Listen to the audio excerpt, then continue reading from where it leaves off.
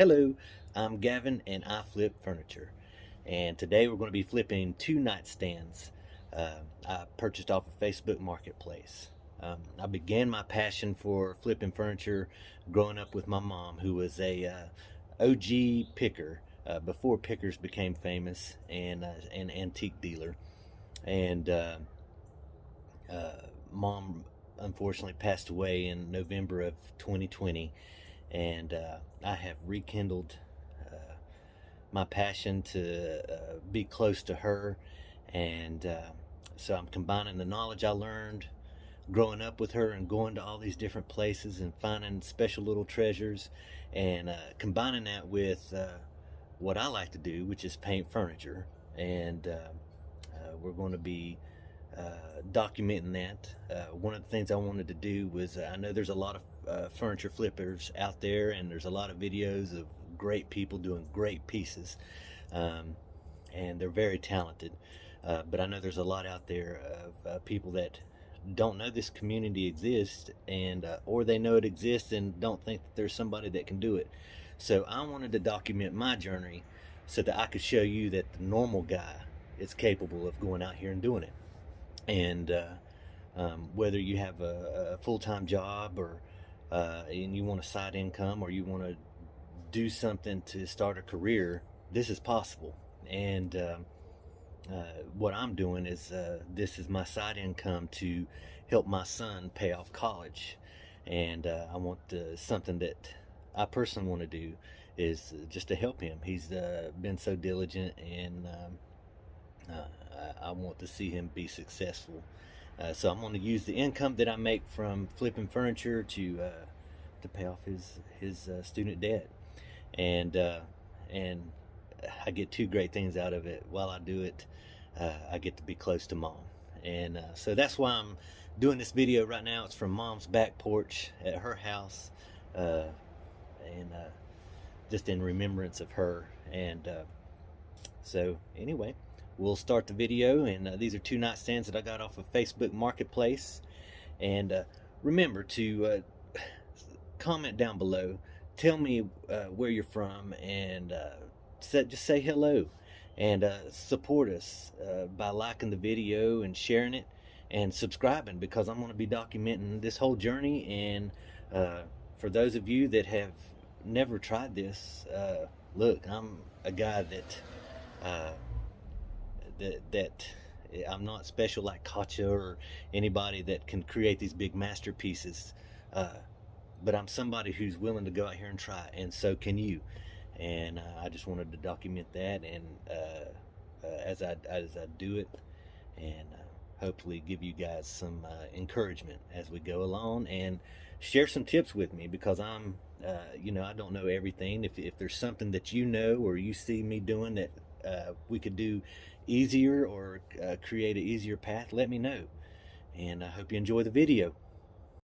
All right, real quick, I wanted to give you guys an update.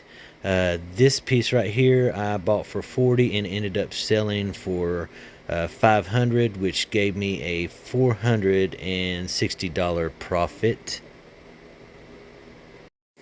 And this table and chairs I bought for $50 and ended up selling for $200, which gave me $150 profit, for a total of $570 profit so far this journey. Okay, here's the two nightstands I purchased on Facebook Marketplace for $40. $40 seems to be the magic number right now, because I've paid that for the last 4 pieces I've gotten for some reason. But anyway, these were nice, but they had some scratches and stains on top, and a couple broken drawer pulls, but nothing real bad. Overall, they were pretty sturdy and good wood, and I knew that they would come out and produce something good in the end, so we went for it. They had a thick top coat, so I ended up deciding to, instead of sanding straight away, I used the citrus strip and just put it on there pretty thick. and just spread it around. I got these little foam brushes off of Amazon. I put a link down in the description for you because I've found these even cheaper than you can get at the store, but they're like 30 cents a piece, but you buy a big package bulk, and they're so good to have. And I use it for the citrus strip, and then also for any staining that I do, because you can't beat that. But I make sure I got every little piece, and especially on the detail on the sides, because I'm going to sand the top. After about 15 to 30 minutes, I take my putty scraper and just go through and scrape it, removing that top coat, and it gets me down to the wood so that I can sand without messing up a bunch of sandpaper and gumming it up. The only thing is that you've well, you need to clean your piece anyways, but removing some of this, it gets real gummy sometimes. So I ended up using a bottle of crud cutter, and I needed to clean the piece anyway, so this removed the stickiness of the citrus strip. I spray the crud cutter on, let it sit a few seconds, and start wiping away, and it removed most of that gumminess off of the top there.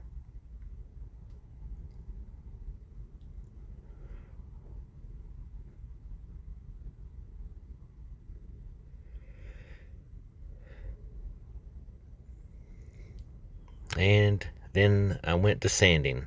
I used my palm sander on this one. Always sand in the direction of the grain. And using that citrus strip, getting that top cut off, it just come right off.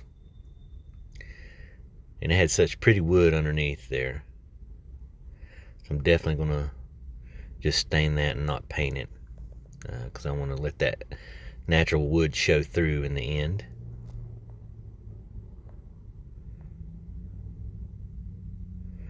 I always love the contrast of seeing the paint against on the natural wood.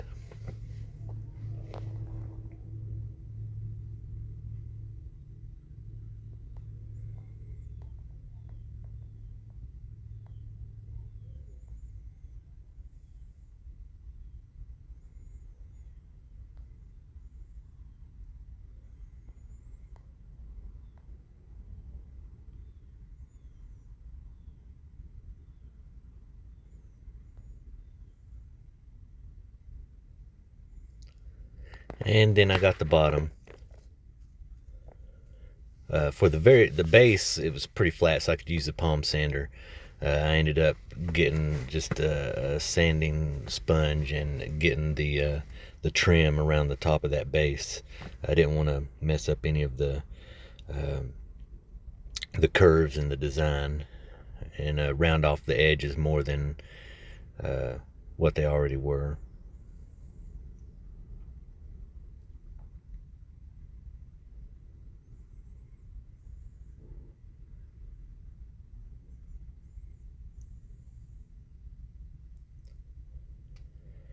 And then, of course, before we paint, we give it a good wipe down, clean the whole piece I use Dawn dish detergent, cheap, and can just go right through and cuts out all that grease and gets that sawdust off there.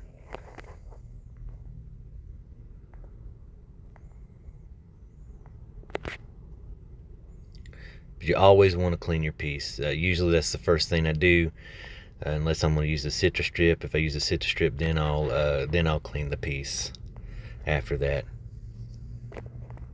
Then I always clean it again after I sand it, just to make sure that it is good and clean, and a good surface for the paint to stick to.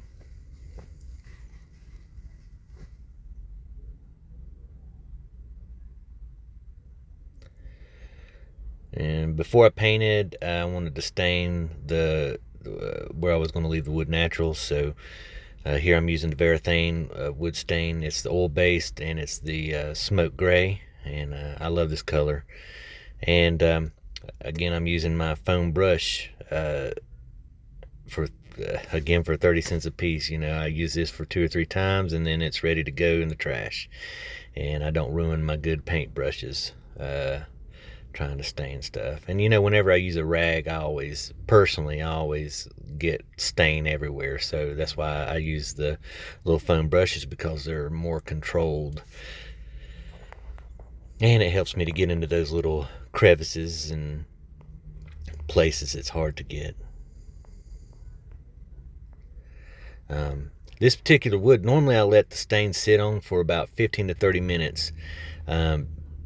And this wood was, it soaked this stuff right up. So I wanted to go ahead and wipe off, so that, because it was staining, and it was drying quickly, or at least soaking in quickly.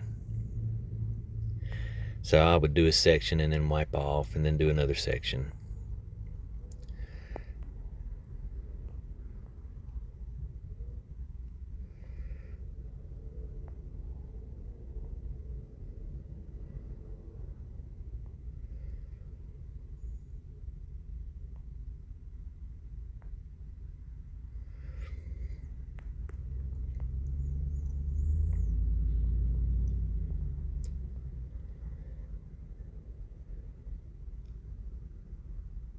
And I'm just going around and make sure I get all my edges first, and then I do the main piece there.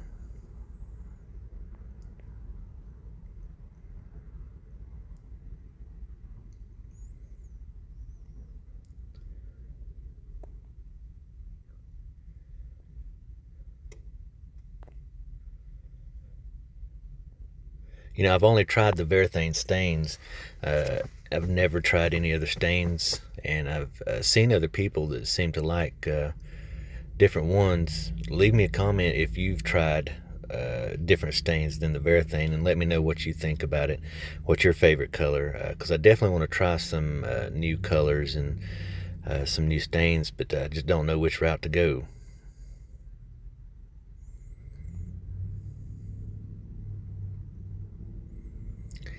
And I already had this from my last piece, so I'm using the Bear chalk paint. It's the Pale Moon, and I really like that color because it's kind of an off-white with a little bit of almond in it, and I just like the way it looked and wanted to use it on these dressers. I taped off right at the edges, not to get paint on.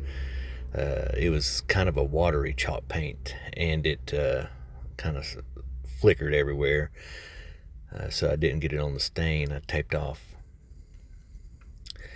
And remember, when you're going from dark to white, or dark to lighter, you know, you're always going to have a little bit of show through, so you're going to have to do a couple coats. And this one I ended up doing 3 coats on each nightstand. So I just made sure my first coat I covered everything, but I knew I was going to have a little show through, and that's okay if you have that happen. Just remember, you're going to have to do a couple coats.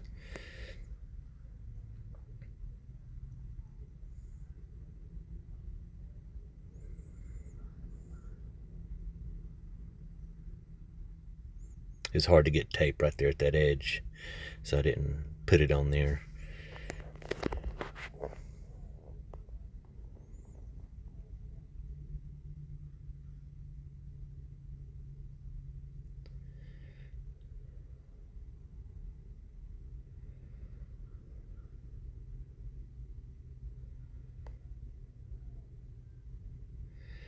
And something I normally usually do is take off all the drawer pulls and hardware at the beginning, but I was so excited to get started on this piece, these 2 pieces, that I forgot to do that. So here I'm going to go ahead and take off the hardware and get started on these drawers. I like the drawer pulls on these, but half of them were broken or cracked, or so I ended up having to get new hardware for it. Always sand off when you know, to have a good surface for the paint to stick to. It improves the durability of your piece and the paint.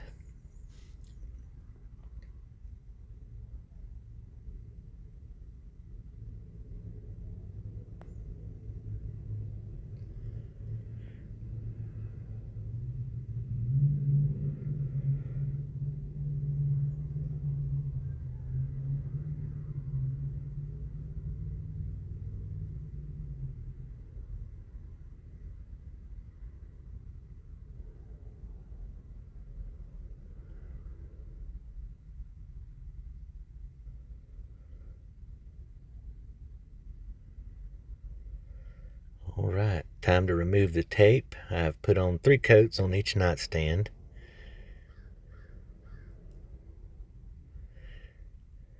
This tape wanted to stick right in the one spot. It was aggravating, but I got it.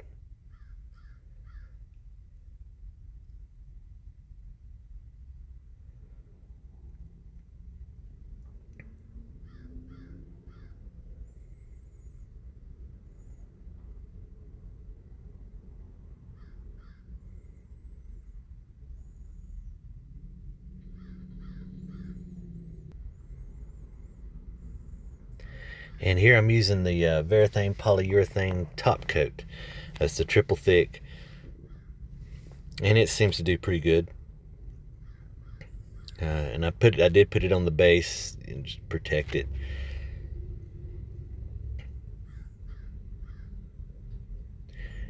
And it's so thick. I usually try to use a foam brush, but with this, I don't know if it was just the sun shining or what, but the polyurethane got real thick on me, so I had to use a regular bristle brush. But I just washed out really good after I did this. I didn't run my brush.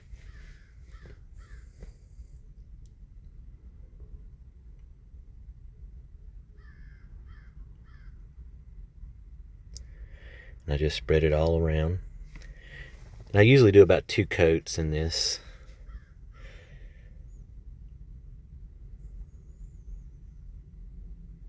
I'll let it dry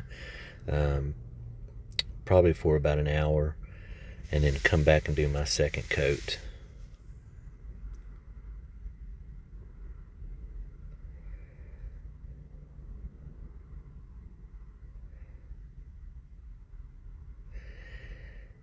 And I'll paint it on, and then at the end I'll go back and do brush strokes all the way across in nice even consistent strokes to make sure that to try and minimize all the brush marks and any uneven spots. And a good tip is to always look over right after you're done to make sure that you didn't have any little bristle stems come out.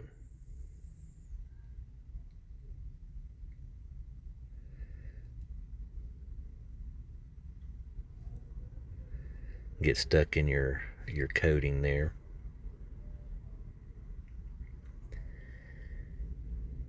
And here I'm using the Behr finishing wax, and just want to protect your piece. And this stuff has been working really good for me. I just take my cloth and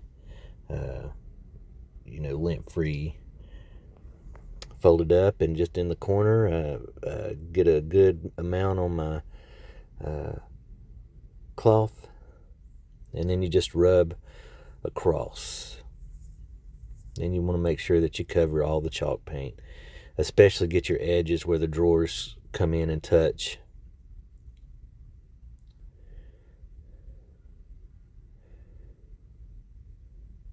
And after you rub it all over, what I like to do is come back and buff it, just a quick wipe over to get any excess wax off. And then directions say you let it cure for about 24 to 48 hours. And this just puts a nice protective coating on your chalk paint.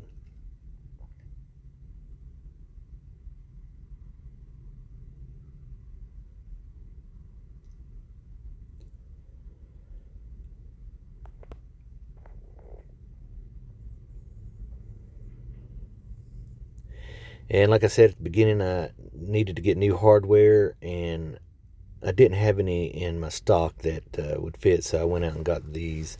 I thought would look really good as a contrast with the pale moon color.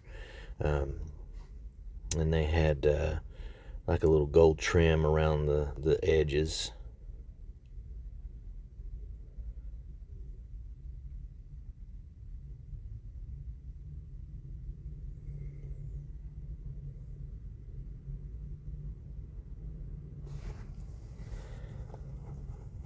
And I think both of them turned out really nice. Uh, I love the contrast of the pale moon. Let me give you a before reminder picture. There you go. And then after, I ended up sitting these down at, they looked good, so I set them down at my booth at the Antique Tobacco Barn here in Asheville.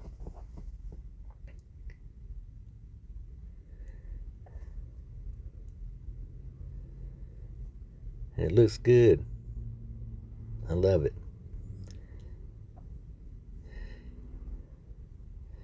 Normally I sell it on Facebook Marketplace, but my booth, I sold a big piece last week, so I needed to put something in its spot, so I put these down there, and I got a feeling they won't last too long.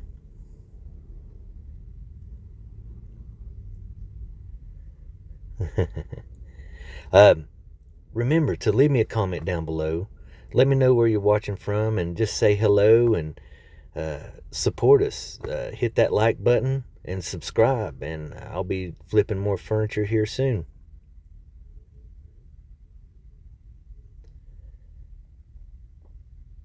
Thanks for watching.